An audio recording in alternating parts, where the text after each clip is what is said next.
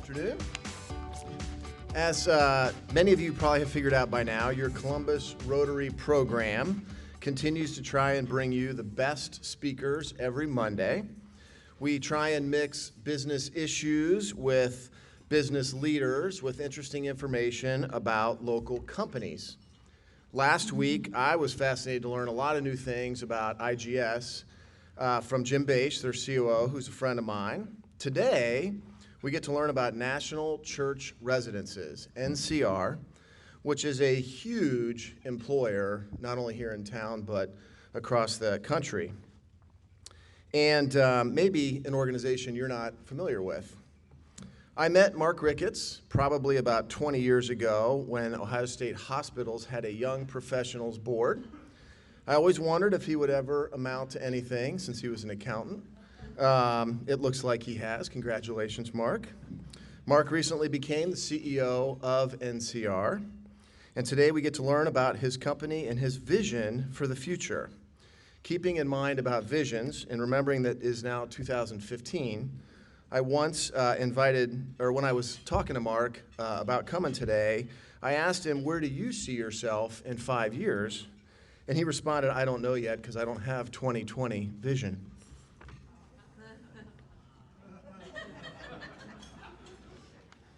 I'll let those of you that didn't understand have that get explained to you by the person next to you who understood it. Today, Mark will discuss the issues facing seniors and their families as baby boomers become the silver tsunami. NCR is the largest not-for-profit provider of affordable senior housing in the country with 340 communities. Prior to NCR, Mark worked for Rockbridge Capital and Arshot Investment Corporation, but his best-known quality is he's a Miami University grad. Was a Phi Psi there, and I was a Kappa Sig, but are there any Phi Kappa Psis in the audience by chance? Mark, any of your fraternity brothers? No Phi Psis? Oh, well. Well, let's welcome Mark Ricketts to Columbus Rotary.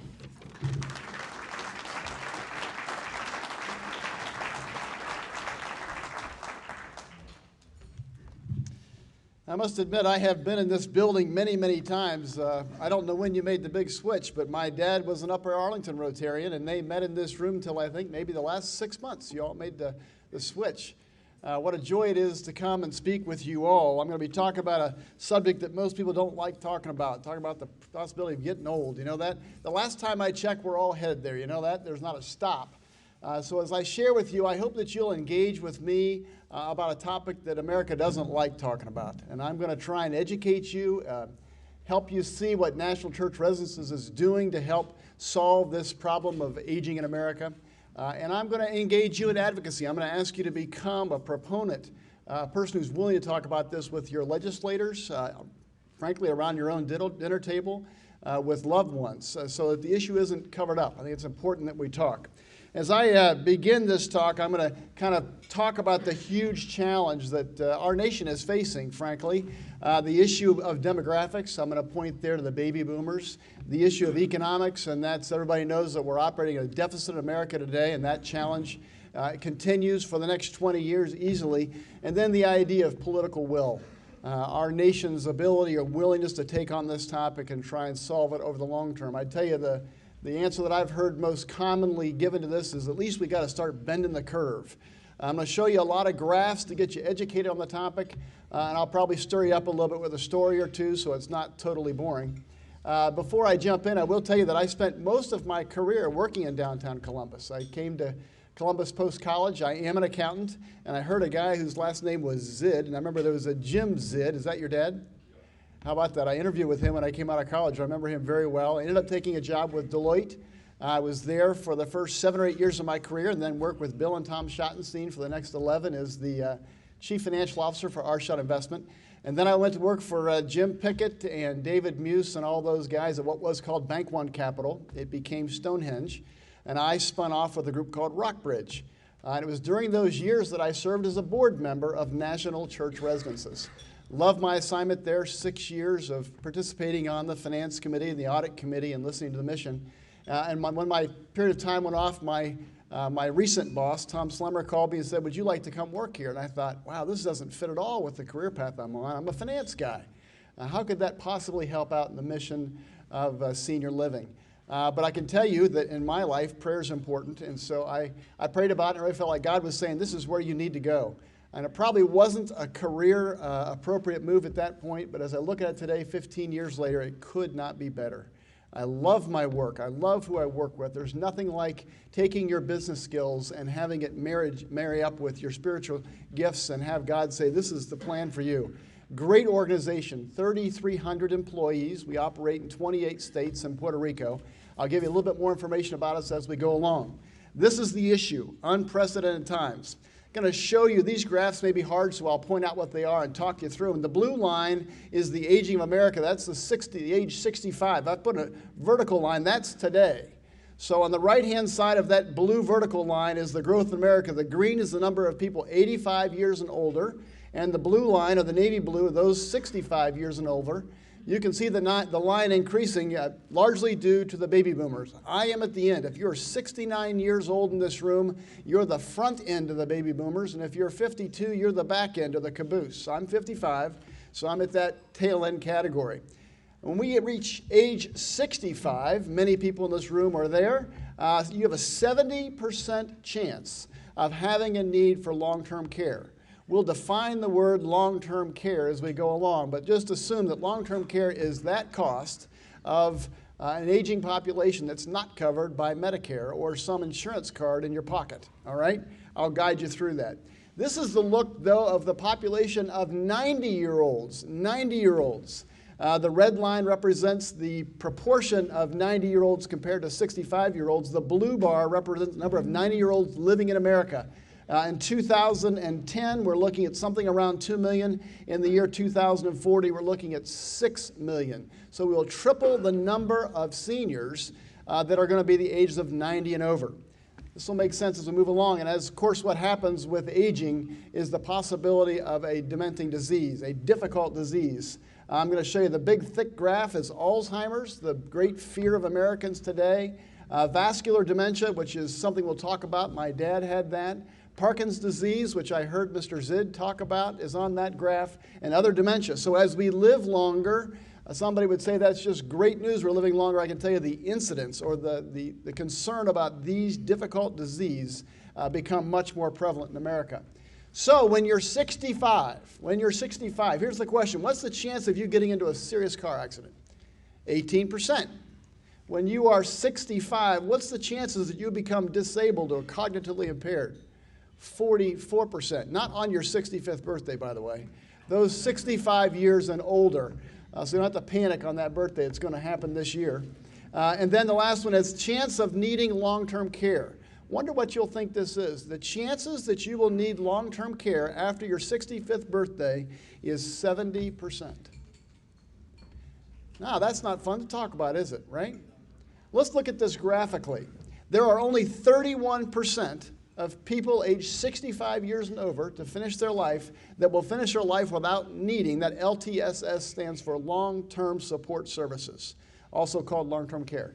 31% of us will escape the earth, head to heaven, without having a need for long-term supports. Boy, what a blessing that would be. 17% of it will only need that coverage or that help for 1 year. 12% will need that coverage for 1 to 2 years. 20% will need that help for more, from 2 to 5 years, and another 20% will need it for 5+ years. I'm sure you thought about this when you're developing a retirement plan, right? We all do, right? What is the cost of long-term care in America today? This number will blow you away. $363 billion a year today is spent in long-term care. And National Church residences, a part of that economy. I would tell you in Columbus right now, you would see nothing short of a couple 300 home health agencies, some 180 nursing homes. It's the hidden culture you don't see in our culture, right? 2% today of our gross domestic product. You say, boy, Mark, that's a rough number. What if I told you that by 2025 that number will double? And if we go forward to 2045, it will be, what's 5? Quintuplet or something? 5 times greater. It'll be a $1.5 trillion industry, or 10% of our gross domestic product.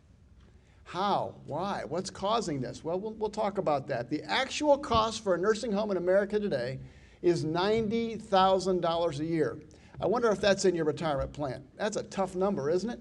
How about this? How about if you want to stay home? Well, the average cost for an aide at home is $25 an hour. And if you happen to be in that fortunate group that could have 24-hour care at home, it would cost you $175,000 a year to have 24-hour care in your home. Those are rough numbers, aren't they? I'm going to tell you the story about this young man. This young man is Fred Ricketts. That's my father. About 5 years ago, we got back. It's been longer than that because he's been dead a year. Let's say it was 6.5 years ago. We got back from a family fishing vacation, and we were standing in the garage, and my dad said to me, he said, things aren't going right. I'm not sure I know exactly what's wrong, but I'm not thinking clearly. We knew it. We had played a game of cribbage while we'd been fishing, and that game where you go 15-2, 15-4, and a pair makes 6. You all played that before. Kind of happens quickly as you're counting cards back, and my dad could no longer play the game. He brushed it off as I guess you'd say, as only he could. If you know Fred, there are several people in the room here that do. He was telling me that things weren't going right. So I took over as a financial advisor to him, and we also talked about the medical issues involved and found out my dad was diagnosed with something called frontal lobe dementia. Those of you that know the kind of issues that dementia faces, this is not an Alzheimer's disease. It's a disorienting disease. My dad knew my name till the day he died. But he became increasingly frustrated with the order of life, could no longer tell time, didn't know what time of year it was, became unbelievably in control of his schedule, needing to be at places ridiculously early. So if Rotary began at 11:30, he needed to be here by 9:15. If he had a doctor's appointment, his doctor was Dr. Mason and then Dr. Is it Trousseau? Dussault, you all know him, the Upper Arlington practice. He needed to be there 3.5 hours early. To get to church, he'd be leaving at 6 o'clock in the morning, and my mother would just try and guide him and help him. But for him, everything became increasingly tense. And anybody that provided resistance to my dad, ultimately, he became pushy. And in fact, he became violent. And this disease is a rough one. And at some point, we had to face reality. He could no longer live at home. My dad did everything right. You can tell he was a World War II veteran, came back to Columbus after having spent years running a Boy Scout camp called the Shift Scout Reservation in New Jersey. Came back to Columbus, took a job with the Columbus Public Schools, was an industrial arts teacher, ultimately a principal at Roosevelt Junior High School. If anybody knows where Roosevelt was, at Whittier and I can't remember the crossroad. It's been torn down now. A lot of students that graduated from Roosevelt would have gone to East or Eastmore or South. Angela Pace was in my dad's junior high school. I still enjoy seeing her and having her know my dad. My dad ultimately took a job working for Rotarian Joe Davis. Dr. Davis hired my dad to become the head of career education for the Columbus schools, and he built what were 4 and actually 5 career centers. Sadly, if you can believe it, they are all gone. Remarkable to think what's happened to the idea of career education in America. My dad saved his whole life, had state teachers' retirement system, retirement benefits, and he told me in the garage that day that he had saved up $350,000. He said, "Your mother and I are set." A pension, she was a retired nurse, they were set, but what the numbers never considered was splitting up. The cost for somebody living in a dementia unit today is around $70,000 a year. So that $350,000 over the next 3.5 to 4 years became zero. I took my mother, I grew up in Upper Arlington, took my mother and we grabbed her purse and we got in line at the Franklin County Jobs and Family Services to sign my dad up for Medicaid. Hard to imagine when you think you do everything right that you would be in this position in life. But you see, we don't prepare in America for long-term care issues. He actually needed insurance to cover him for this risk, and we even talked about it 6 or 7 years before, and I said, "Oh, Dad, you're 79, you're in great shape, you don't need to worry about that. The chances of you needing this are so remote." The fastest way to become poor in America is to just grow old. Remarkable thing to think about, isn't it? Here's an interesting statistic. I'm going to tell you those blue lines going across left to right represent a certain group of population. The top line is 4% of America that retires on a retirement income of $5,000 or less. The next line will be people that retire in America with $10,000 or less retirement income. The next, those retire at less than $15,000. The big blue line is 24% of America retires with less than $25,000 of retirement income. And you would go and say, well, where does Fred Ricketts sit in this? My dad was in that absolute rich bundle at the bottom. $50,000 and more, right? And yet my dad ran out of money. Think about the rest of America who are ill prepared for this issue of long-term care, 70% of which will need it, How do we pay for this in America today? I'm going to talk a little bit about this. That group that's the purple button up there, that represents 62% of seniors retiring at $25,000 a year or less. Here's a stunner. Upper Arlington. You study Upper Arlington right now and say, I wonder how many seniors that live in Upper Arlington today would have a retirement income of more than $50,000 and more than $350,000 in the bank. You think, well, Arlington's the most well-off suburb in Columbus. How many do you think would live there? If I told you that there is only 1,000 households in Upper Arlington that are 75 and older with $350,000 in the bank and a retirement income of more than $50,000, would that surprise you? It surprised me. It surprised me. Our nation is on its way to having a huge population of elderly poor. Not a small population. Some 65 to 75% of elders in America will be poor when they turn 75. Here's how we pay for their care if that group presents themselves with a long-term care need. I'll point out to you that the light green on the right is Medicare. 45% of Medicaid, 45% of America provides gets their long-term care supports through Medicaid, which is a benefit that is paid by the state of Ohio. I think it's 65% the state, 35% feds. 24% of the people pay with their savings. My dad paid every penny of his bill from his savings. He received his Medicaid card on the day that I returned home from the funeral service. Thank you very much, Mike. Wonderful to be able to tell my dad that he never once had to use the Medicaid money to provide for his care. 21% believe that long-term care is going to be covered by Medicare, and in fact, Medicare only covers the first 100 days, or up until that point that you are getting better. At the point that you stabilize, most Medicare providers would say, well, that's all we can pay for. We provide health care. Medicare is a health care benefit. 4% are other programs. Only 6% of people needing long-term care today pay with insurance. Doesn't that surprise you? Long-term care, private insurance, let's talk about it. Covers about 6% of our nation's annual spend. In other words, very few people hold it. Another 10% approximately 10% of the people have it. In this room, just ask a question. How many people have gone out and purchased long-term care insurance? Remarkable. We're a switch in the generation. I did the same thing too. About 3-4 years ago, I decided I'd seen enough with my dad's situation. I realized the risk that I was in. Just to show you the challenge that we have as a family, my father-in-law, who was the chief actuary at Nationwide Insurance Company, his wife developed Alzheimer's we diagnosed on her 65th birthday, and she lived 15 years at home under his care. He did it all by himself. What an interesting way to spend your retirement years. And he would tell you, most people would say, what a unbelievably sad story that is to discover your wife has Alzheimer's. But if you were to talk with Harvey, he would tell you it was a gift of God to be able to provide care back to his wife in those last 15 years. And he did that with the support of Home Health Agency, National Church Residences. So I've had the chance of seeing this twice, right?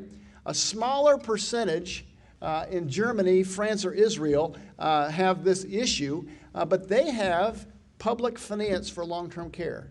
I want to talk about that potential that our nation should be offering long-term care to everyone. In fact, I would say that if we allowed everybody to participate in this program, the premiums would come down dramatically. Today, there's adverse selection.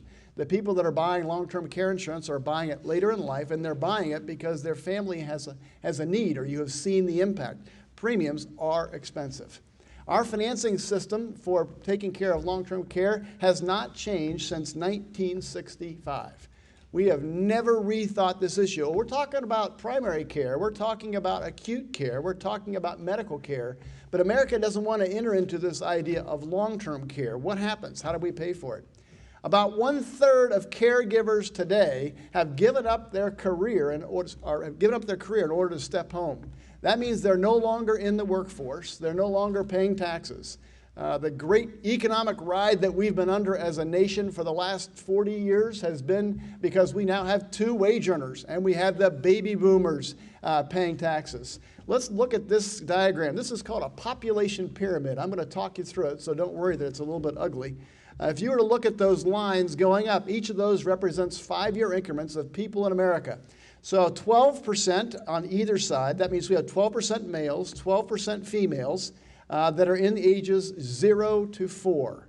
As you work your way up, people ages 5 to 9, it looks like it's about 11%, 10 to 14, working your way up. And if you get to the very top part at the top, you'll find that this is the workforce. 52% of America between the ages of 20 and 65 are paying for only 5% of the population, those people in retirement age. This is what you call a perfect population pyramid. There's plenty of taxpayers paying for benefits going to the people up at the upper ages. But if I push this button up here and we look at 1970, something funny happens. What is that waistline in this little diagram? And what are the hips? Anybody have a good idea? In 1970, that waistline represents the returning veterans from the foreign wars. A lot of men were killed. And when they came back, they were very active at home, and they produced a lot of kids. The gold bars at the bottom represent the baby boomers. At this point, we're looking at a senior population of about 18% and a workforce population of about 50% of population in America. But as I move up to the age, this is 2014 years ago, you now can see the baby boomers plain as day. You know what's really joyful about them right there? They are paying a serious amount of taxes. There's lots and lots of double wage earner families. Became very common in these years. So our tax base is great, and the senior population has not grown. It still only represents about 18% of America. And if I were to flash forward to the year 2030, something really ugly happens. The baby boomers hit the retirement years. They now represent 25% of our population, and the workforce now looks like a man without hips. It is one even stack. Remarkable change in the way America looks today, not only in the workforce that pays taxes, but the group at the top that are now enjoying their retirement years. If I were to tell you what's the impact going to be on America as this group ages through that system, I would tell you if it wasn't for aging, which is the red block up there, the red triangle, and if it wasn't for the fact that health care is growing well beyond the cost of inflation, then the white would represent our spending for health care in America. But the truth is that we have a remarkably large number of elders heading into the retirement years, that's the red, and we have spiraling cost of health care. And there is a lot being done, and I'm very excited about the innovation that's happened in the last 5 years, and we are participating in that in a big way. But if nothing happens, you're going to see a very ugly growth in this expense. If I were to put this on a graph that shows you our 2 big spending buttons in America, red represents all discretionary spending, and the green represents healthcare spending. In other words, we are really very stable as a nation in how we spend that red line. We are totally out of control about how to spend that green line. And if you were to lay this on a federal budget, you would tell that the revenue coming into America is that black lightning strike that's coming through on that graph. The bottom blue line represents Social Security. That's where some of our money gets spent. The light blue is Medicare and Medicaid. You can tell how that is just taking over. The next is every other program in America. We are heading into a deficit. Everything else we do, beginning the year 2050, if we do nothing else, everything we do will be cut. All we'll be paying for is Social Security, Medicare, and Medicaid. Remarkable. But what's that big, huge thing at the top? That's a deficit.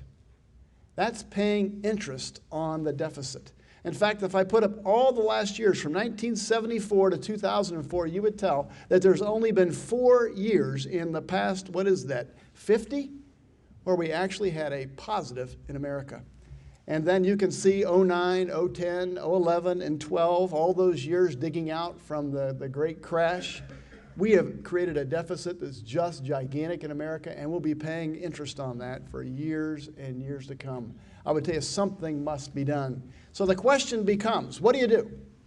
Do you raise taxes on your way out of this, or do you cut spending? What are we going to do with this aging tsunami that we now doesn't have enough income, nor has set enough money aside to deal with this long-term care issue? What do we do about that that's coming forward?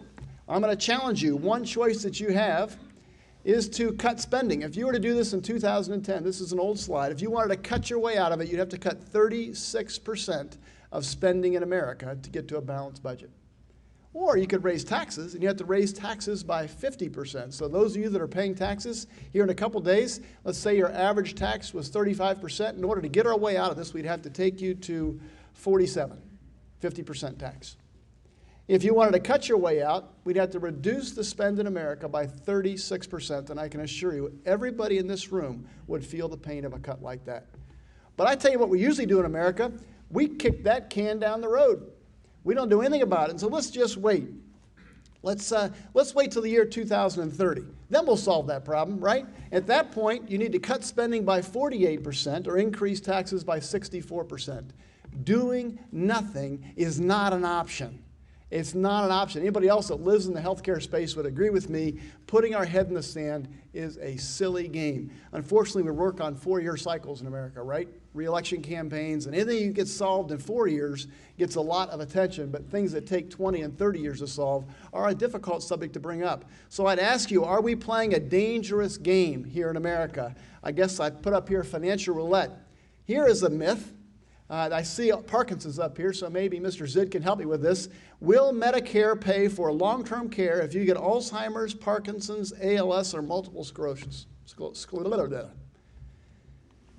The answer would be no. They'll provide for therapy. They will provide for doctor's visits. They even provide if you had a hospitalization. But if you're home on all those diseases, or if you have a need for long-term care, it's not covered. How about this? Private health insurance. Will private health insurance or disability insurance pay for long-term care if you get Alzheimer's, Parkinson's, ALS, and multiple sclerosis? No, the answer is not. Private health insurance is for health care costs, not for long-term care costs. It's specifically excluded. Here's another one. Will long-term care, boy, now we're getting close. Will long-term care insurance pay for long-term care for people with these diseases? For most people, why? Why is that no? Because only 9% of Americans have it. Long-term care would cover all of those costs, but we choose not to buy it. So to get help, what do? You got to spend all your money. And I would tell you there are certain people in America that would say the best way is to kind of make yourself poor, give your wealth away, and I would tell you there's probably even attorneys in town that would encourage you to do that. And I won't comment about that any other way than saying that Medicaid is the absolute poorest payer for everybody that's in this long-term care space. So if you elect or should choose to want to give away your resources to family members with the idea you would qualify for Medicaid sooner, I would tell you, you wouldn't want to be there. The best providers are not Medicaid providers. The reimbursement for Medicaid today for us at National Church Residences, and we do provide Medicaid level of care, but the reimbursement today causes us to lose $75 a day on every person we take on Medicaid. Why would anybody choose to care for somebody and lose $75 a day? Because it's their mission. So there are great not-for-profits that do that. But I tell you, it's extremely hard to envision how any for-profit provider can make sense of a reimbursement for Medicaid. And I would discourage that, frankly. If you wanted my opinion, I would tell you that doesn't help. Here's the middle-class dilemma. This might be my dad, and it might be somebody in your family. Only the top 5% can actually afford private pay. That means that they had enough stored away. I know in my world, I kind of think about having $300,000 to $400,000 in a pocket put away to take care of the likelihood of an event, separate and distinct from your retirement plan. Hard to imagine it would take that much, but you're trying to cover a risk. But the top 5% can afford it. The poor will get Medicaid. Ultimately, they'll be on that service. Private insurance costs too much. Most people don't choose to buy it.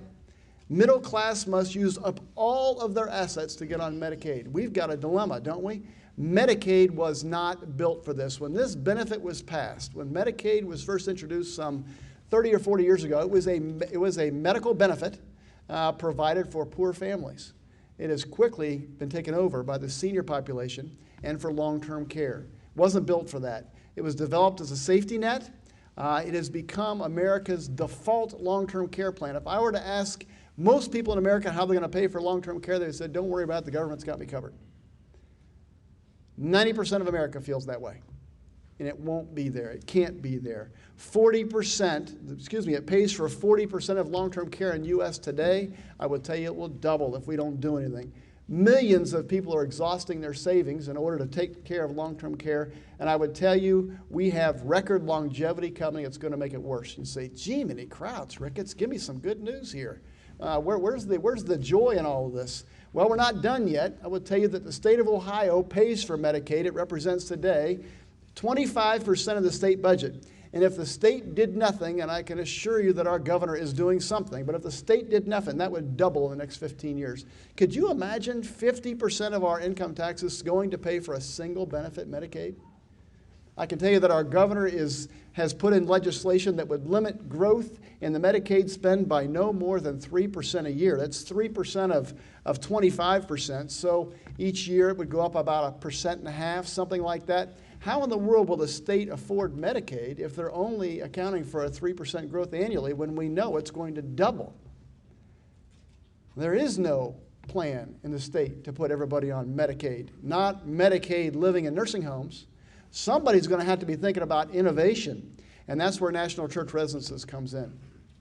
I would tell you our role in this space is to innovate, begin to think about bending the curve, new ways, different ways of caring for our elders, to advocate, and you might say that's what I'm doing right now. I'm advocating and educating. We spend a lot of our time in Washington, a lot of our time here at our Capitol, talking with anybody that will listen to us about the issues of long-term care, not just health care, but long-term care, and we have a very willing audience here in the state of Ohio.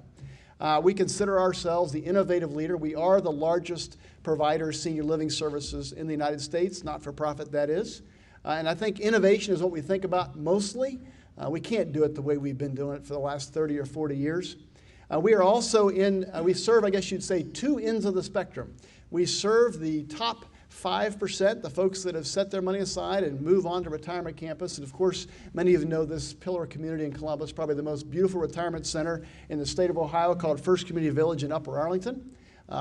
Nelson French is in this room, one of our best residents. I'll show you his home here in a second. It's a beautiful setting for those, that top 5% that's able to save their money. Dining facility. It's called a continuing care retirement community. That means you move on to this campus, living independently in a beautiful independent setting. Should you have the need, it's on campus. You never have to move. Is that your home, Nelson? Is it close enough? Close enough, right? We also have independent cottages, beautiful, what to me look like condos. And I think Bill Arthur is moving in that one in the back right corner. I think I know every resident lives there. My wife and I put an addition on our home, and I got to live in that community for the last 9 months. It's a wonderful place to live. We are in the continuum of care, National Church Residences. We have senior living communities like First Community Village, home and community services, adult day services, assisted living, memory care, skilled nursing, rehab. You've seen all this before, right? These are our communities for the folks in the top 5% of the categories. First community you know, Bristol Village and Waverly. Those of you that live to sports radio, we have been having all kinds of commercials on the sports channels. Legacy Village, The Glade, and we have 2 communities in Florida.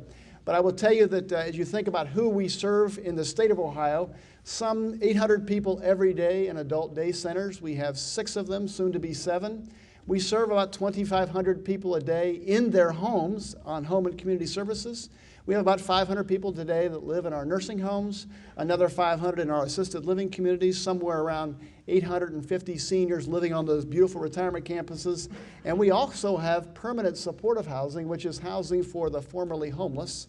That's an entirely another subject of what we do. This is what we look like in the state of Ohio, with little buttons all over the place. But probably what has made us recognizable on a national front is the fact that we operate everywhere. We operate in, well, I can tell you, Puerto Rico is the bottom right-hand corner, and up in the upper left, that's Coeur d'Alene, Idaho. Anybody's ever been to Coeur d'Alene, near Spokane? So we are operating homes for seniors everywhere, and we would tell you that the innovation that we think about every day is the innovation of housing. There's not a better intervention in somebody's health care than a great place to live, and we call that a foundation. It's a foundation for providing service for seniors. I can, in a community like this, just opened this week, that's Panola Gardens, near that big rock in Atlanta. What is that called? Stone Mountain, thank you, that big rock. Very close to that. That's very near Stone Mountain. That's a senior campus that we just opened up this week. That is a great foundation for providing services to seniors. They come in living independently. Everything's hunky-dory and great. In that campus today, we have a primary care physician coming in every single day to meet people. This is a campus right here in Dublin. This is called Avondale. Those of you that's ever been on Avery Road, it's for seniors, both cottage-style living. This is actually affordable housing. Yes, this is, in part, a subsidized community. So about 50% of the seniors living there can pay according to their ability to pay. And also includes 30 seniors that are absolutely paying a market rate of income. And they have daily supports, 1 meal a day, their apartment cleaned, and they also have laundry services and transportation. This is a campus in Washington, D.C. that we just converted from senior housing to senior living, providing health care supports. We can continually improve communities by the work that we do. I want to share with you just that the idea that we look at the idea of providing supports in the place where people call home today to be the sweet spot and bending the curve affecting seniors in America. And I will stop there and allow you to ask questions, if you have any.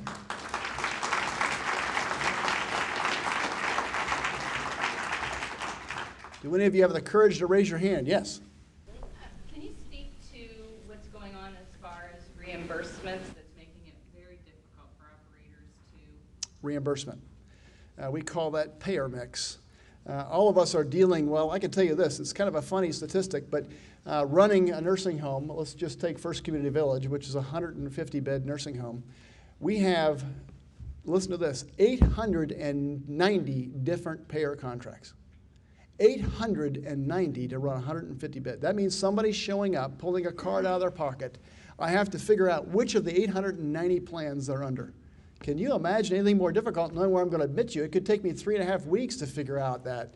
I would tell you more and more people that come into nursing homes with a knee replacement, a hip, or a shoulder aren't carrying a Medicare card anymore.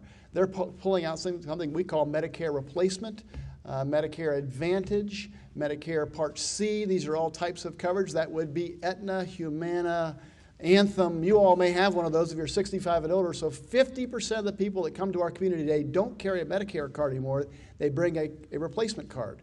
Well, that replacement card is an insurance company, and what are they good at? Changing the rate, negotiating the rate. So every single payer we have has a different rate. And we have some payers, I won't say them out loud, we literally lose money. At this point, we take all payers. There will be a day when all nursing homes will have to make tough choices and say, that card in your pocket, sorry, I can't take that. That is just too low of a rate. So anywhere from $175 a day to $475 a day. That is an unusual, I guess, like running a hotel. Very confusing to know what the rates are. Yes, Mike. I just read the paper like a week ago that some of the long-term care providers are pulling out of the market, major ones. Insurers? Yeah, saying, we've forecasted wrong, we're losing our, hind end on this, and we're just getting out of this. I mean, seeing your numbers, it makes all the sense in the world. It's uncomfortable. You could look at it as an open market. He's talking about insurers that sell long-term care insurance. And he said he read an article about the fact that they're retreating or pulling back from this marketplace. So is anybody, an agent in here that sells long-term care insurance? You might be better at answering this than me. So I'll give you my answer, and if I'm wrong, Phil, come up and just tell me I'm wrong. But I think we've gone from maybe 40 companies that sold long-term care insurance some 20 years ago. I think we're down to less than 5. Doesn't mean that if you are one of those companies that stopped selling that your policy is not still good. What it means is they are not selling new insurance. They're not currently in the market.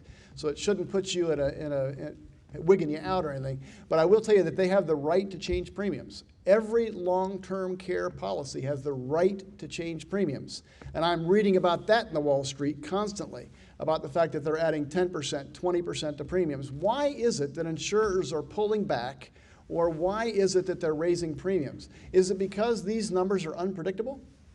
No, they're absolutely predictable. We know how old America is going to get. We know the benefits they're going to need. We know the need for long-term care. You know what's unpredictable? Federal policy.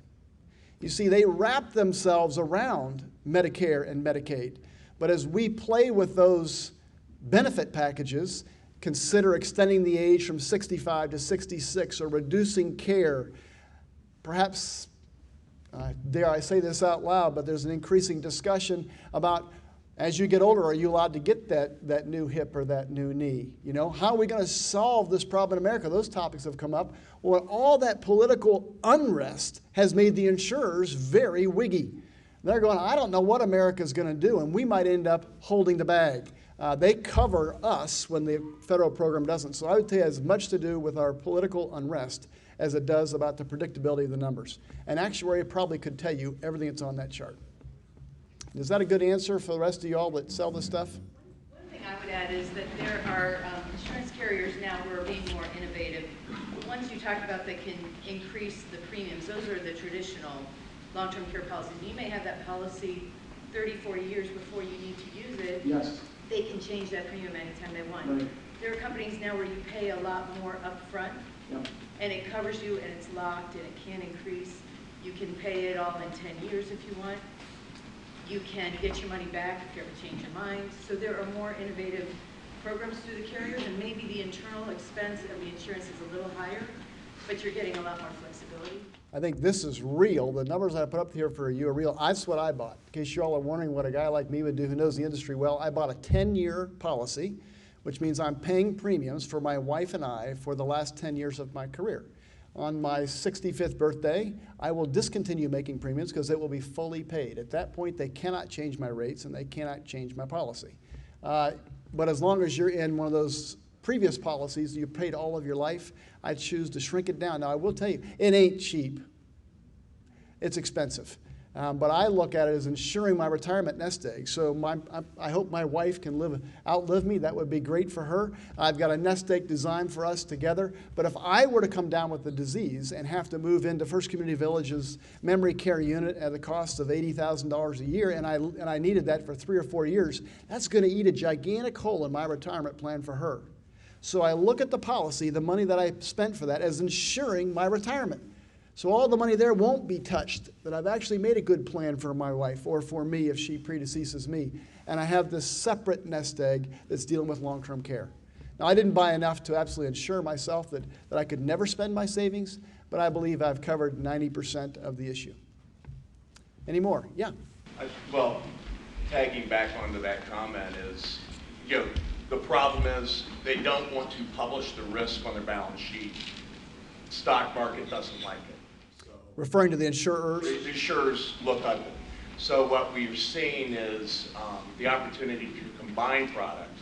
Yeah. And a little bit of life insurance, a little bit of long-term care, kind of mixed in there. And a little annuity in there. And a little bit of shimmy-shammy and make it happen, huh?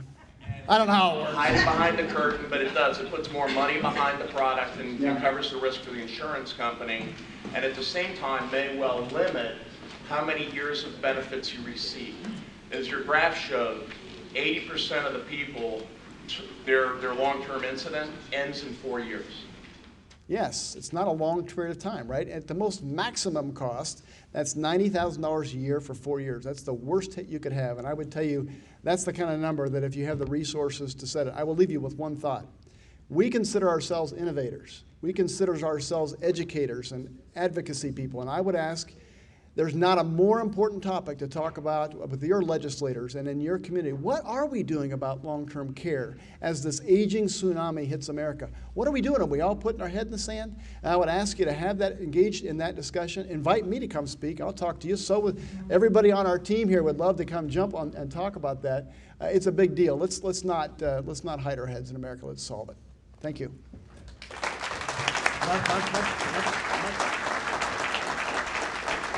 Mark, thank you for coming and speaking to us. This is a gift from us, from Argo and Laney, actually. And very interesting information. Thank you. Thank you. Thank you. Please join us next week to hear Kathy Gadderdam give highlights on Youth Exchange Program. Thank you.